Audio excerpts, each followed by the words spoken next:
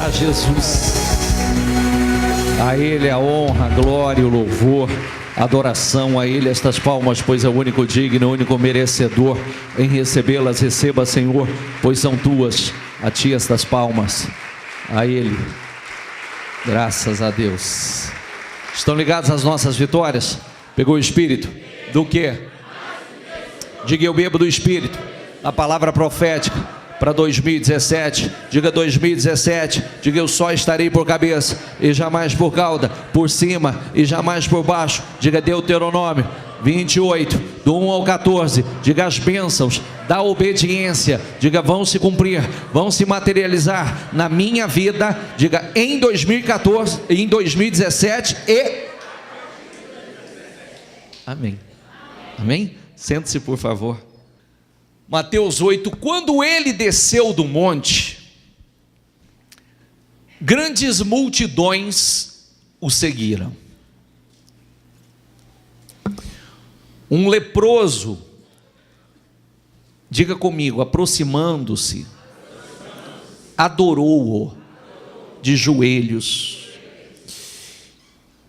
e disse: Senhor, se quiseres, podes purificar-me. Jesus estendeu a mão, tocou nele e disse: quero, seja purificado. Imediatamente ele foi purificado. Jesus, se quiseres, o Senhor pode me purificar.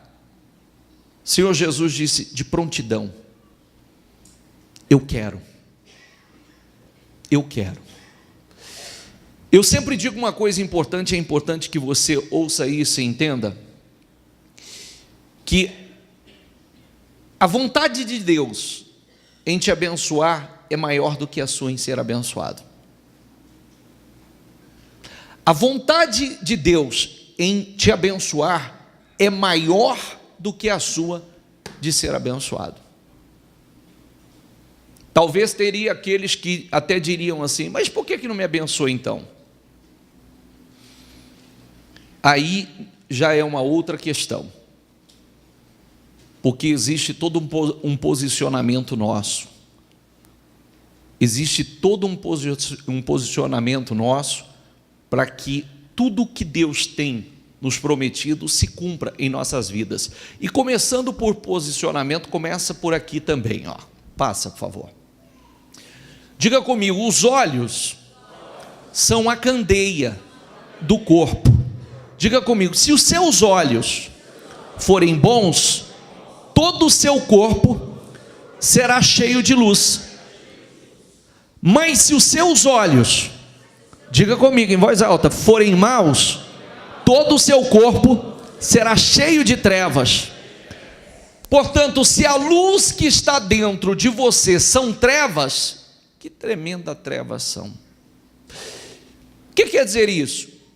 Que a maneira de você ver as coisas, a maneira que você olha as coisas, define como será, interfere no resultado.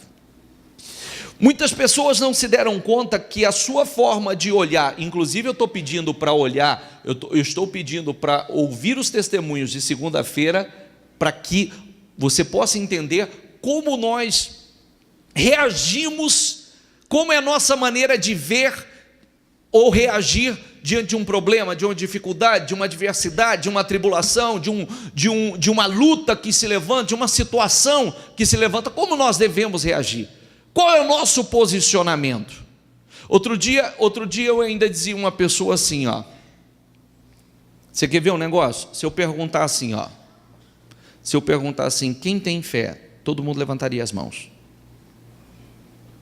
Ok? Amém?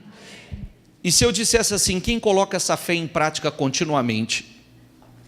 Quem vive em cima dessa fé? Eu dizia assim com uma pessoa esses dias. Ela disse assim: eu estou há mais de um ano em tratamento em um problema de saúde que apareceu, e eu comecei a tratar, e eu comecei a tomar medicamento, e eu vou no médico, e papapá, e papapá, papapá. E eu fiz a pergunta assim: e quanto tempo você está em tratamento espiritual, em oração e em unção? Em quanto tempo você se levantou e realmente veio para a igreja com esse propósito, dessa cura? E a partir desse momento entrou num propósito de unção, de oração, objetivamente nessa situação. Não, isso eu não fiz. Isso eu não fiz. Então aí é outra história. Você está vendo que às vezes a gente diz que tem fé, mas não usa essa fé no dia a dia? Você está vendo como muitas vezes a gente tem fé, e a gente, quando deveria se levantar, é a última coisa que a gente busca. Então, já estou há mais de um ano em tratamento, tomando remédio, tomando medicamento, e aí? Deixa eu fazer a pergunta agora. E o tratamento espiritual, na fé, na oração, sexta-feira, repreendendo, se ungindo da cabeça aos pés, ungindo o local, colocando para dentro coisas com quanto tempo? Confesso que isso eu não fiz. E aí?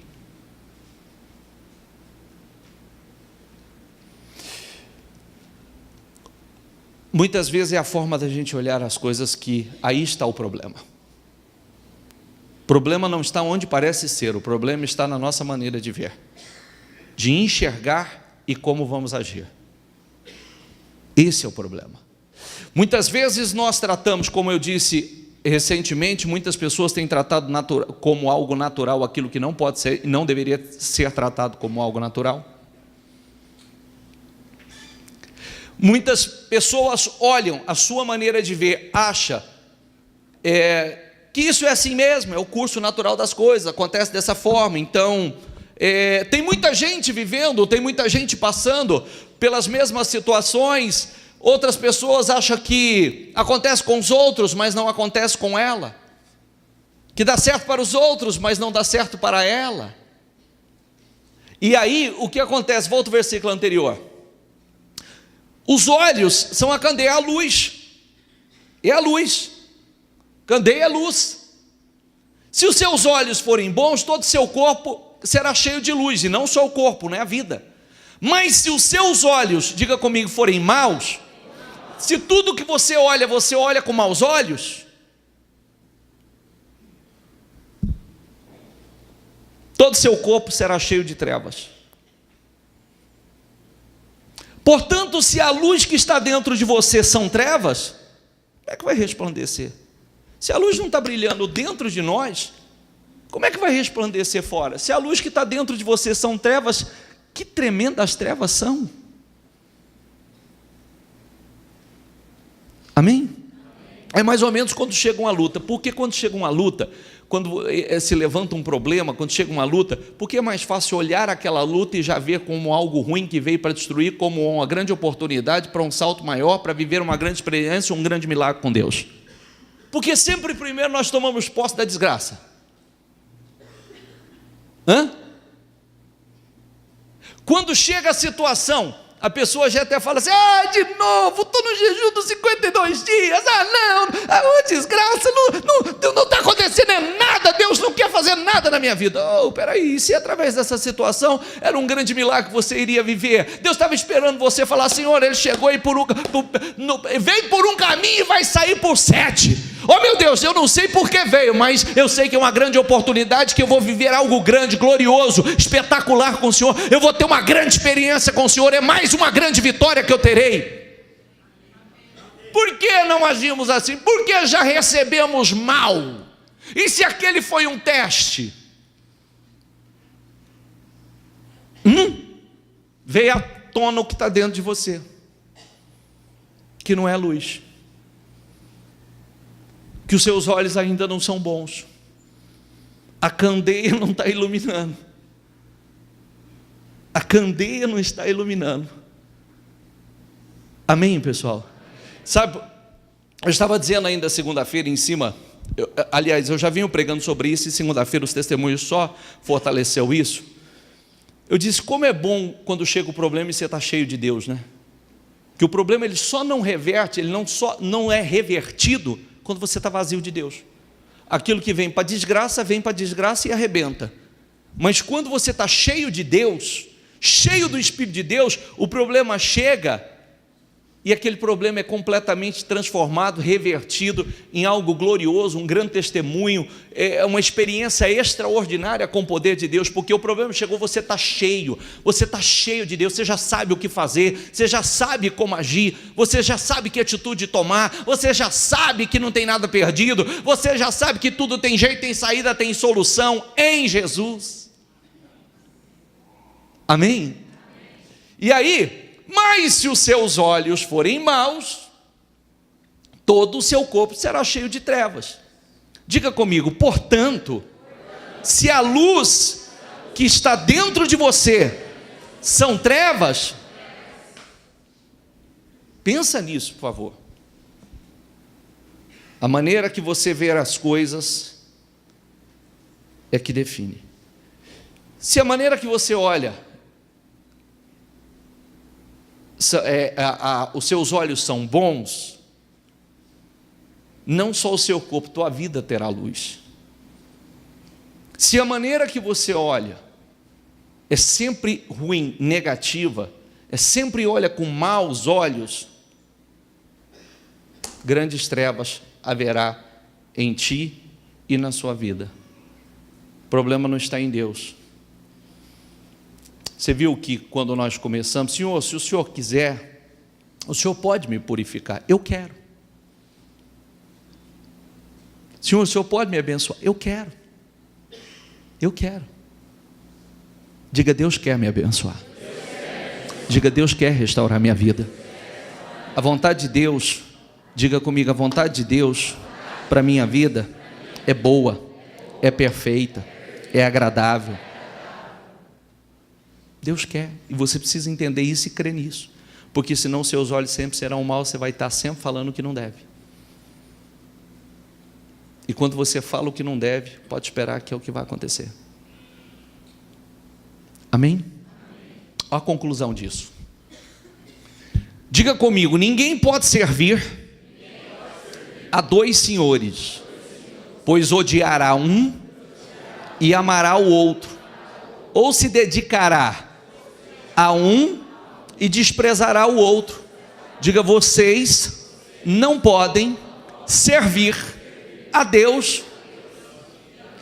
Eu dizia hoje, eu falava na rádio hoje uma coisa, né? Eu dizia o seguinte na rádio: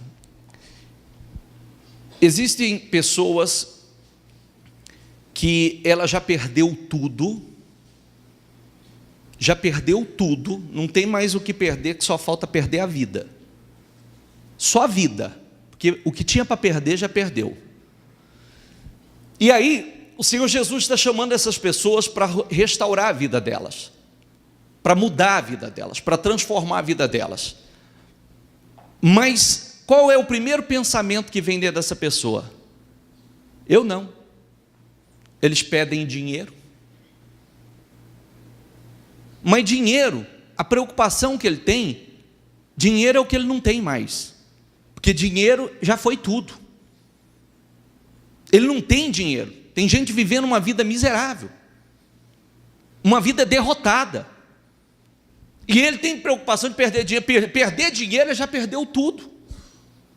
Mas é o que eu tenho dito, né? Diga comigo, o amor ao dinheiro é a raiz de todos os males.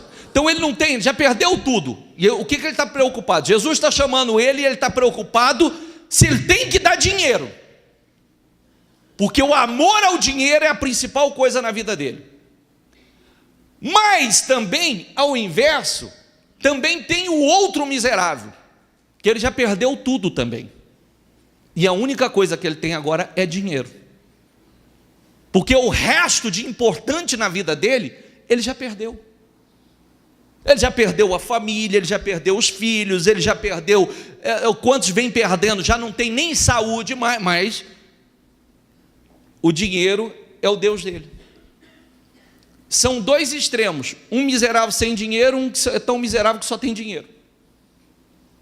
São dois miseráveis, e que Jesus quer salvar, que Jesus quer transformar, mas o coração, o amor ao dinheiro é maior.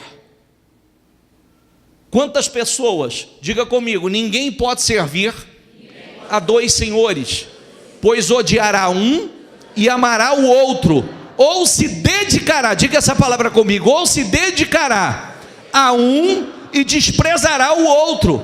Vocês não podem servir a Deus e ao dinheiro, porque tem pessoas que são servas do dinheiro, e essa tem sido a desgraça da vida de muitas pessoas, a destruição da vida de muitas pessoas, porque ele troca a vida dele, ele troca um relacionamento com Deus, ele troca a sua salvação pelo dinheiro. E o problema está no dinheiro? Sim ou não? Deus tem alguma coisa contra o dinheiro? Não, não tem, absolutamente nada. Só que essas pessoas, elas fizeram do dinheiro o seu Deus. Aquele que já perdeu tudo, só falta perder a vida, e a única coisa que ele não ouve o chamado do Senhor, porque o amor dele ao dinheiro é tamanho que ele não vem para a igreja de medo, ou quando vem à igreja ele fica com o pé atrás, não se entrega por causa do quê? Dinheiro. Mas não tem mais nada para perder, já perdeu tudo. Já perdeu tudo. E não estou falando só de gente lá fora não, estou falando de gente aqui dentro também, tem gente nessa situação. E tem aquele que também, ele já perdeu tudo, a única coisa que ele tem é dinheiro, tem mais nada para perder, e essa não é a verdadeira riqueza da vida dele. As verdadeiras riquezas ele já perdeu, e ele ainda está com o coração, e está perdendo o seu relacionamento com Deus, a sua salvação, por causa do dinheiro. E começando a leitura anterior, os olhos são maus, por isso todo o corpo e toda a vida é tenebrosa, porque os olhos são maus. Por isso os nossos olhos, você prestou atenção que quando nós começamos a reunião, nós sempre falamos: Senhor, passa do teu sangue sobre minha mente, olhos, ouvidos, boca, coração. Passa do teu sangue sobre os nossos olhos, para que os nossos olhos sejam bons olhos, sejam olhos espirituais, ouvidos, boca, porta de entrada, porta de entrada, porta de entrada, porta de entrada, coração. Amém, pessoal? Passa. Mateus 7, diga comigo: peçam e lhes será dado, busquem e encontrarão, batam e a porta lhes será aberta. Diga comigo: pois todo aquele que pede, recebe, o que busca, encontra, aquele que bate, a porta será aberta. Qual de vocês, se o seu filho pedir pão, lhe dará uma pedra? Qual dos pais e mães fariam isso? Se o seu filho lhe pedir pão, você daria uma pedra. E se pedir, passa por favor, peixe, lhe dará uma cobra. Quem faria isso? Olha aqui, diga comigo em voz alta: se vocês, apesar de serem maus, sabem dar boas coisas aos seus filhos, quanto mais o Pai de vocês que está nos céus, lê lá.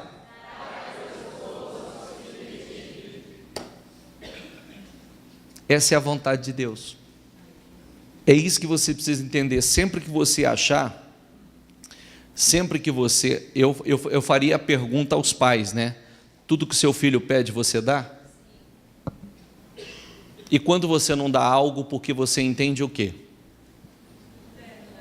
Talvez ele não esteja preparado para aquilo. não tenha maturidade, não tenha discernimento. Eu costumo dizer que sempre o problema está em nós. Quanto mais rápido nós amadurecermos, quanto mais rápido nós crescermos, mais nós mostramos a Deus maturidade, preparação, espiritualidade, para que Deus possa realizar não só o que nós temos pedido, porque Deus não opera somente na medida que nós temos pedido. Deus opera infinitamente mais, Deus infinitamente maior do que pedimos ou pensamos. A vontade de Deus é essa. Se você sabe dar boas coisas aos vossos filhos, quanto mais o vosso Pai que está nos céus dará bens, coisas boas, dará, diga comigo, coisas boas aos que lhe, só que peçam, e esse pedir não é uma atitude, é um ato contínuo. Se no pedir não foi o suficiente, batam.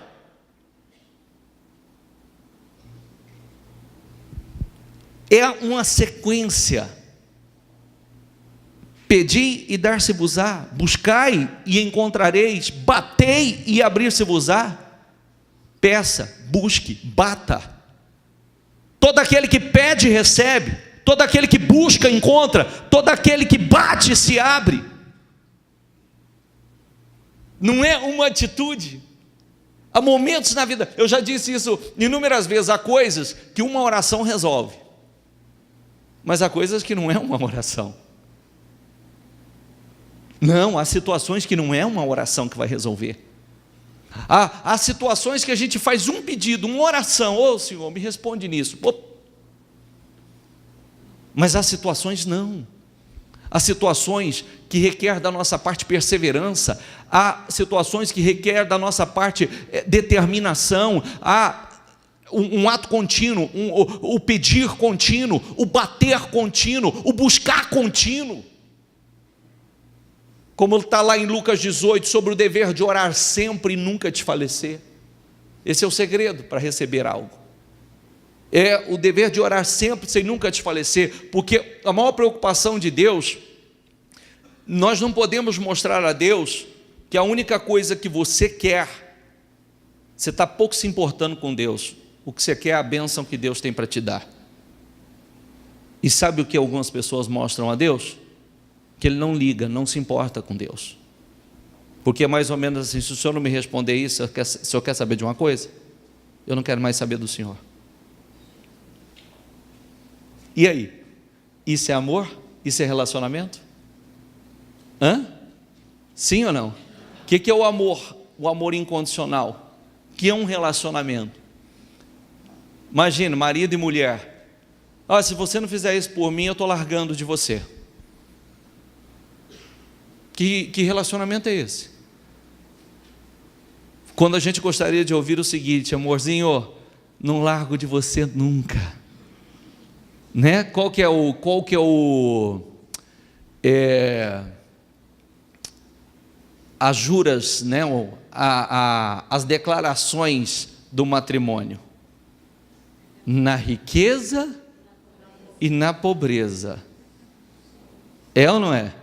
Na saúde ou na doença, na bênção ou na adversidade. Não é assim? Sim ou não? A gente até faz. Na prática é que muita gente não vive isso. Na prática é que não acaba não colocando isso em prática, porque acabou, hoje em dia está assim, acabou o dinheiro, acabou o casamento.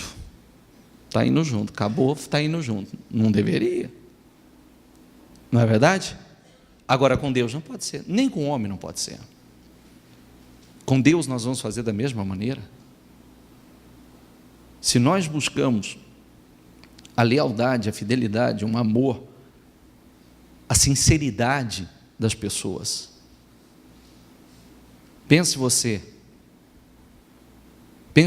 que enquanto a gente vive ofendido, né, decepcionado, porque quando você está bem, quando você tem dinheiro, está todo mundo junto com você, está todo mundo te puxando o saco, quer estar com você, quer sair com você, quer estar na tua casa, te convida para o churrasco, te convida para a festa, acabou o dinheiro, o que acontece? Você fica leproso. Fica ou não fica? Você fica leproso, você não quer nem tocar em você, porque pode ser que pegue, né? Então as pessoas começam a fugir. E aí, isso não te entristece? Isso não magoa? Sim ou não? Poxa vida, é tão gostoso quando você encontra alguém que tem um relacionamento sincero, um amor sincero, que te ama de verdade, que quando você entra num momento difícil, a pessoa entra com você e diz: você não está só, viu? Você não está só, você pode ter certeza que eu estou com você nessa. Você pode contar comigo, você tem o meu apoio, estou do seu lado, estou do seu lado. É verdade ou não é? Aquilo te marca, aquilo te marca. Por isso que você não pode esquecer o que a igreja faz com você. Que muitas vezes nem a sua casa, a sua família te apoia, e a igreja, mesmo te conhecendo, não sendo do seu sangue, te acolhe, te ama, te ajuda, te socorre, quando você não tem nada para oferecer, nada. Então, e o Senhor? O amor do Senhor por você é incondicional. E o que nós temos que mostrar a Deus é isso, que o nosso amor por Ele é incondicional. Porque Ele pode fazer qualquer coisa. Só que o que adianta se Deus nos enche de bênção, e essa bênção é igual ao filho pródigo, né? O Senhor te dá a sua parte na herança. Quando você recebe a sua parte da herança, você sai e vai gastar com o mundo, vai gastar com as meretrizes, vai gastar na farra, na bagunça, como a parábola do filho pródigo. O Senhor tem essa preocupação conosco. Por isso que nós temos que mostrar a Deus um amor incondicional, nós temos que mostrar a Deus um relacionamento. Sabe o que é relacionamento? É ter um relacionamento verdadeiro com Deus, ter um relacionamento sincero com o Senhor. Senhor, eu te amo. Independente eu te amo, só que, bispo, mas então e se eu não pedir? Espera aí, Deus faz. Deus faz. Se eu perguntasse a alguns pais aqui,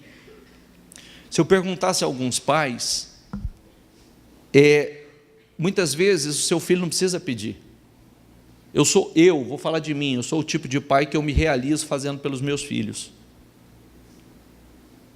Eu me realizo fazendo por eles. Eu sinto prazer, eu realizo mais em fazer por eles do que muitas vezes, ou na maior parte das vezes, por mim mesmo. Será que Deus não é assim? O grande prazer de Deus não é fazer na vida dos seus? Quem é pai aqui, por favor? Você como pai, você como mãe, que eu perguntei como pai, pode levantar a mão também, quem é mãe e pai? Quem são pais? Levanta as mãos, quem são pais? Você sabe o quanto você fica, às vezes um filho nem pede, você quer fazer. É verdade ou não é? Ele nem pede, você quer fazer. Você quer presentear.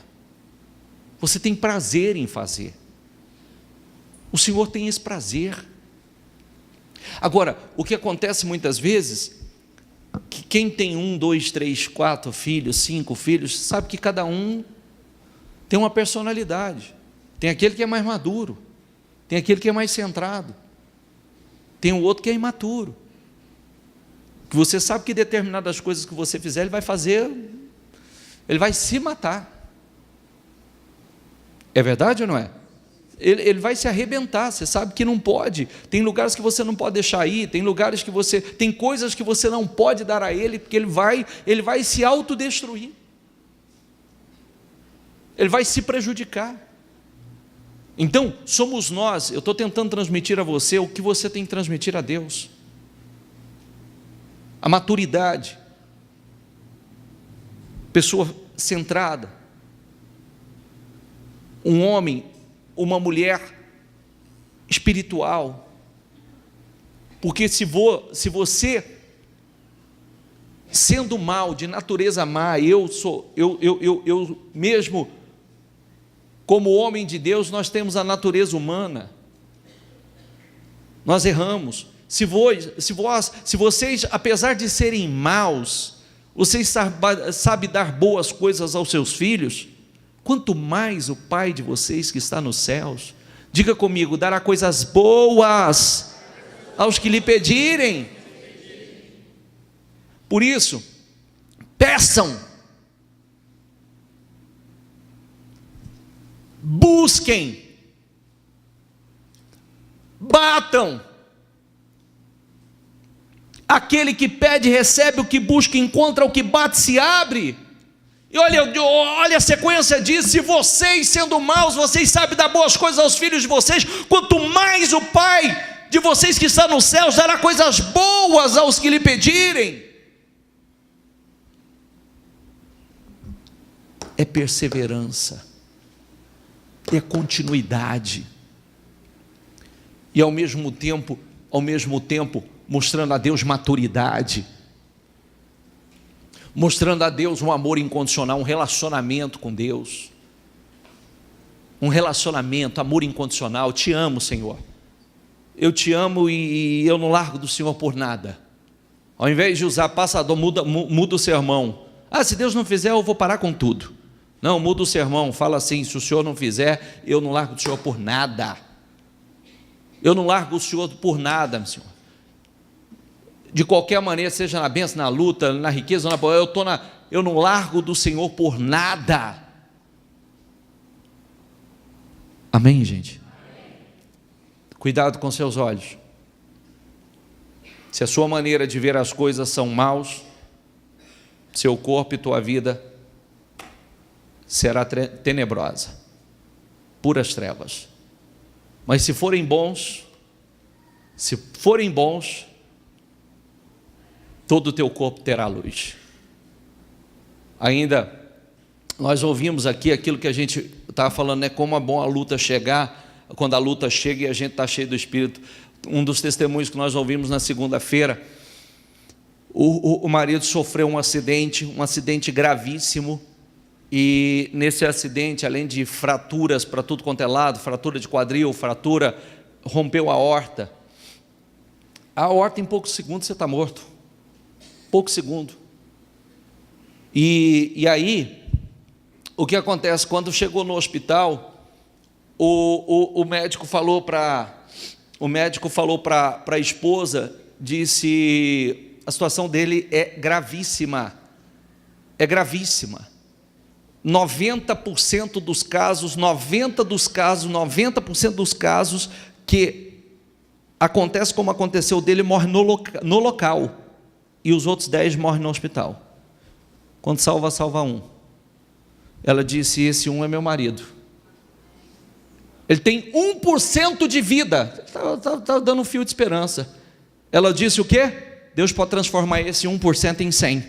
100% de chance. 100% de chance.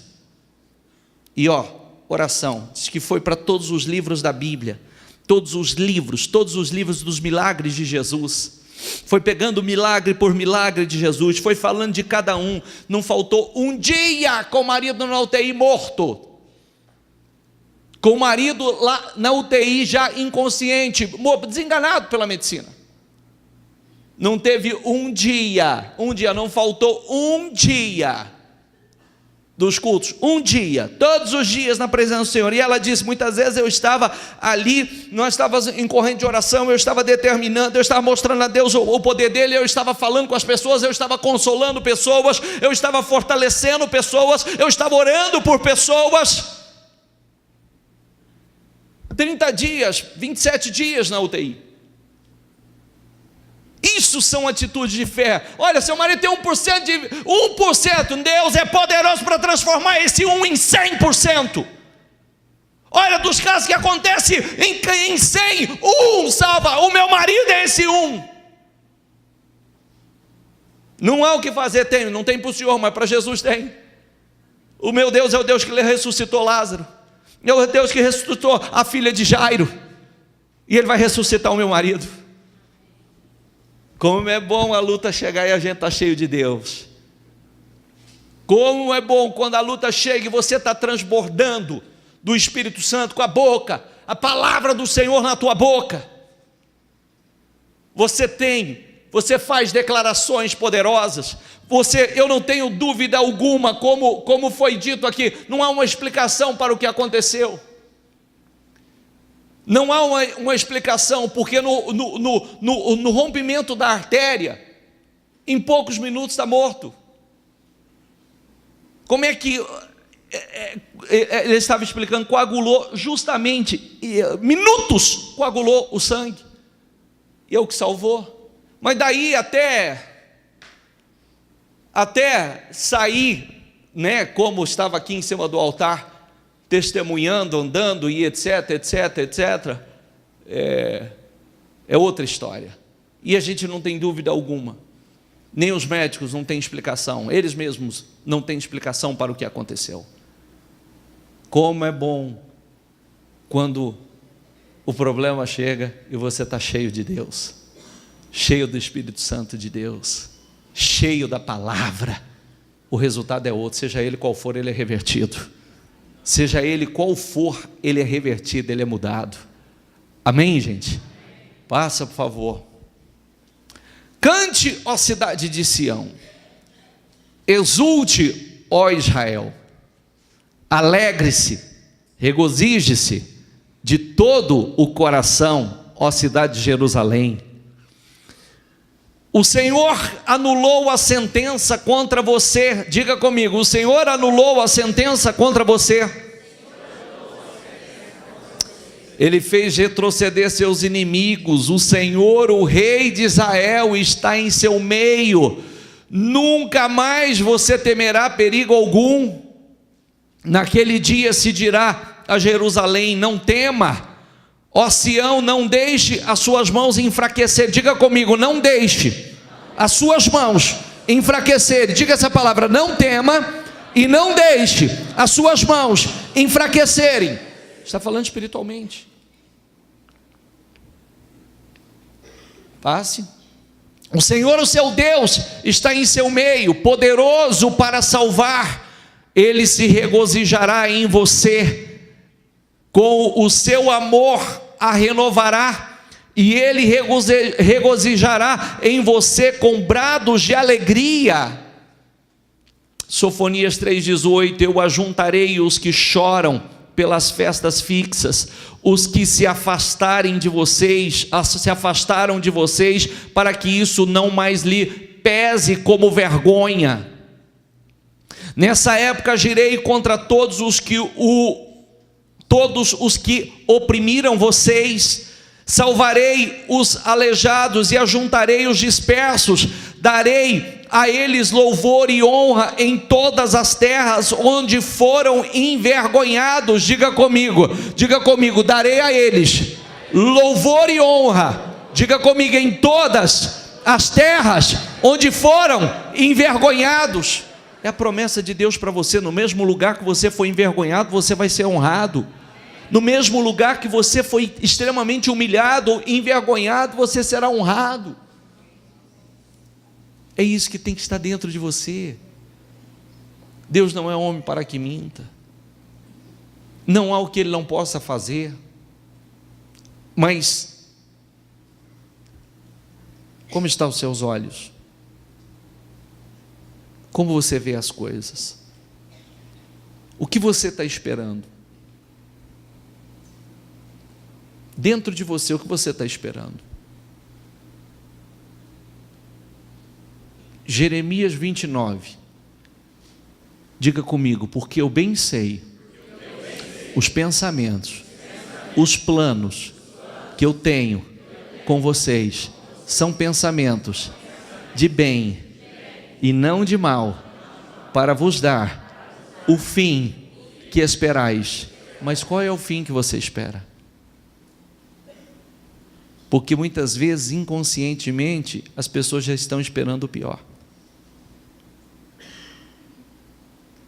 Muitas vezes, lá dentro, quando deveria estar esperando o melhor, já visualizando essa vida gloriosa, a restauração, né? A promoção de Deus, a honra, Deus convertendo a vergonha em honra, tirando da vergonha lá dentro, está vendo só coisas ruins, a derrota, o fracasso, a perda, a separação, a destruição, a vergonha, o medo da vergonha que possivelmente possa passar.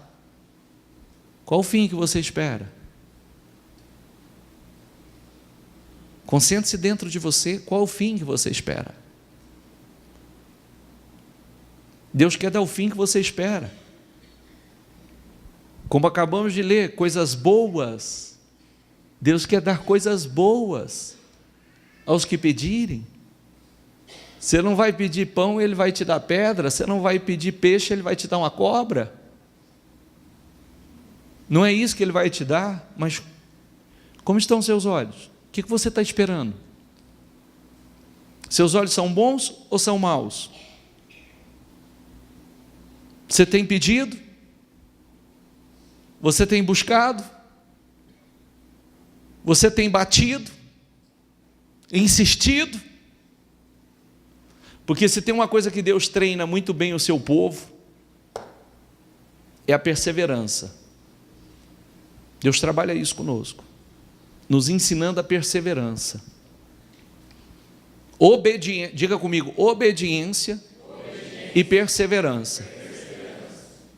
Quando Naamã leproso chegou diante do Senhor, a hora que o homem de Deus falou para ele mergulhar no rio Jordão, ele ficou indignado, porque na cabeça dele, os rios que ele tinha lá na nação dele, eram rios melhores do que o Jordão, eram limpos, claros, cristalinos, mas era para mergulhar no Jordão, não era a água milagrosa, não era a água do Jordão, e sim a obediência e a perseverança, a capacidade de submeter ao que Deus estava falando. O Jordão, a água do Jordão não tinha propriedades curativas, era a água normal, mas o que faria com que ele fosse curado daquela lepra?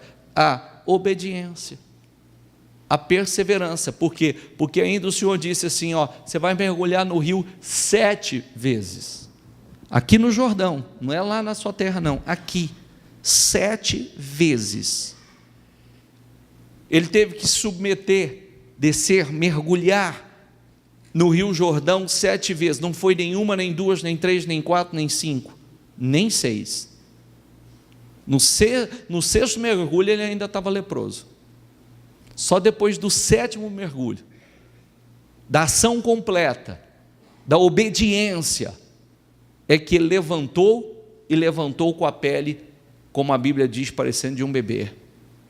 Era obediência, a propriedade não estava, a água não possuía propriedades curativas, e sim a obediência à palavra do Senhor.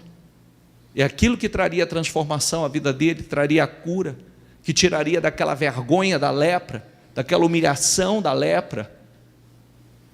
Dinheiro ele tinha, mas vivia leproso.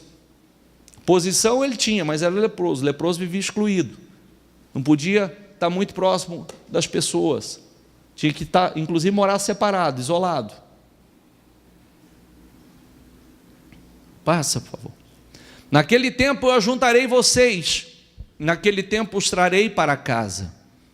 Diga comigo, e lhes darei honra e louvor entre todos os povos da terra. Quando eu restaurar a sua sorte, diga comigo, quando eu restaurar a sua sorte diante dos seus próprios olhos, diz o Senhor. Diga, Deus vai restaurar minha sorte. Diga, Deus vai restaurar minha vida. Diga, Deus vai restaurar minha sorte. Totalmente. Amém? Passa, por favor. Salmo 126, versículo 1. Quando o Senhor trouxe os cativos de volta a Sião, diga comigo, foi como um sonho. Parecia que eles não estavam vivendo aquilo. Parecia que aquilo não era real. Assim como será na vida de muitos de vocês. Quando o Senhor os trouxe os cativos de volta a Sião, foi como um sonho. Então, diga comigo, a nossa boca encheu-se de riso. Diga, minha boca. Diga, Deus vai encher a minha boca de riso. Diga, e a nossa língua de cantos de alegria. Diga mais uma vez, diga, Deus vai encher a minha boca de riso. Diga, Deus vai encher a minha boca de riso. E a minha língua de cantos de alegria. Diga, eu vou cantar, eu vou louvar de alegria.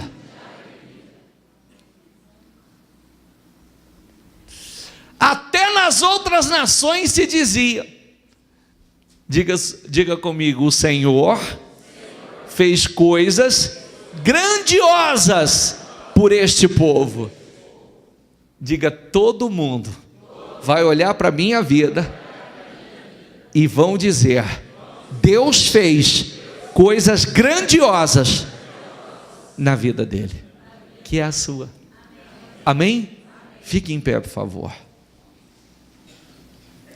Sim, coisas grandiosas fez o Senhor por nós, por isso estamos alegres. Deus vai fazer coisas grandiosas. Que isso entre no teu espírito. Deus vai fazer coisas gloriosas. Você sabe que a gente caminha numa comunhão com Deus muito grande. Você caminha num alto nível de sensibilidade, que é a única coisa que importa, e o que você não quer fazer. O que você quer fazer, você quer agradar a Deus, e o único que você não quer desagradar, você não quer desagradar o Senhor. A gente caminha assim, com aquele alto nível de sensibilidade, consciência, ligado em espírito. Deus se comunica conosco, Deus se comunica a nossa consciência. Então a todo tempo nós estamos em contato com Deus pela nossa consciência, e sempre atento ao que Deus aprova, ao que Deus reprova. Os nossos olhos, eu aprendi há alguns anos e eu ensino isso, graças a Deus muita gente aprendeu isso comigo, e eu não só falo como é o que eu vivo. Eu sempre digo ao Senhor, diga comigo, Senhor, eu só espero o melhor do Senhor. Enquanto existem muitas pessoas que ele só espera castigo, luta, provação, tentação, só luta. Eu sempre digo ao Senhor, eu só espero o melhor do Senhor, só o melhor. E eu só creio que o Senhor tem o melhor para mim. Não é que eu estou isento de lutas não, mas até as lutas que vêm é para o meu bem. Porque todas as coisas cooperam, todas as coisas contribuem para o nosso bem. Então, você tem que declarar isso sem cessar, mesmo quando chegue uma situação. Senhor, eu só espero o melhor do Senhor. Eu só espero o melhor. Essa situação, eu não sei o que existe por trás dela, mas eu aprendi a esperar somente o melhor do Senhor, e eu sei que o Senhor só tem o melhor para mim. Se os seus olhos forem bons, todo o teu corpo terá luz, e a sua vida será iluminada. Isso é ter os olhos bons.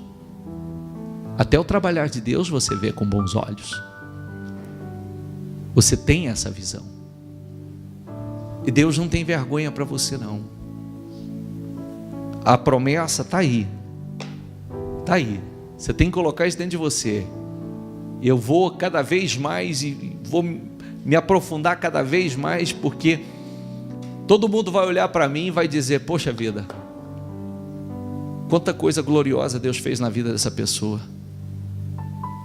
Que coisa linda, que mudança, que transformação.